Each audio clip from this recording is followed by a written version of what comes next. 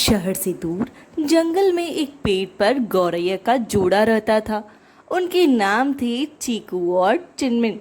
दोनों बहुत खुश रहती थी। सुबह सवेरे दोनों दाना चुगने के लिए निकल जाते। शाम होने पर अपने अपने घोंसले में लौट आते। कुछ समय बाद चिनमिन ने अंडे दिए। चीकू और चिनमिन की खुशी का ठिकाना नहीं रहा। दानों की बड़ी बेसब्री से अपने बच्चे के अंडों से बाहर निकलने का इंतजार करने लगी।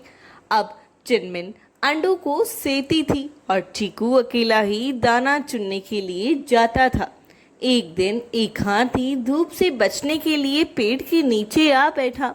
मदमस्त होकर वह अपनी सूंड से उस पेड़ को हिलाने लगा। हिलाने से पेड़ की एक डाली टूट गई, जिस पर चीकू और चिनमिन का घोंसला था। इस तरह घोंसले में रखे अंडे टूट गए। अपने टूटे अंडों को देखकर चिनमिन जोरों से रोने लगी। उसकी रोने की आवाज़ सुनकर चीकू और चिनमिन का दोस्त बोलू उसके पास आया और रोने का कारण पूछने लगा। चिनमिन ने सारी बात बता दी उन्हें और अपना दुख भी प्रकट किया। फिर दोनों को धीरज बंधाते हुए भोलू बोला, अब रोने से क्या फ़ायदा, जो होना था सो हो चुका।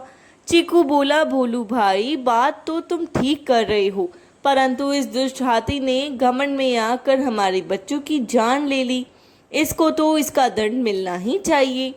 यदि तुम हमारे सच्चे दोस्त हो तो उसको मारने में हमारी मदद करो।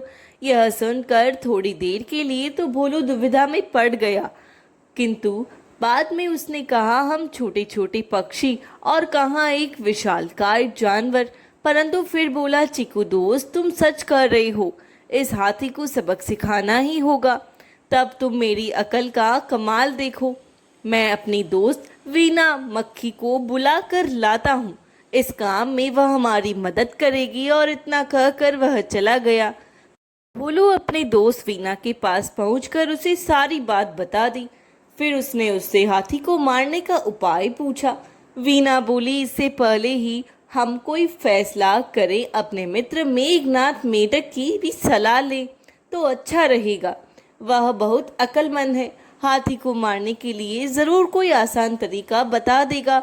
चीकू, भोलू और वीना तीनों मेघनाथ मेढक के पास गए।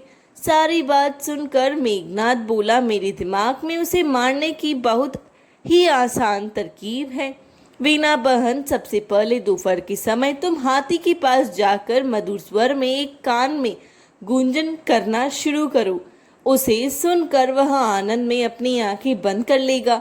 उसी समय भोलू अपनी तीखी चोंच से उसकी दोनों आंखें फोड़ देगा। इस प्रकार अंधा होकर वह इधर उधर भटकेगा।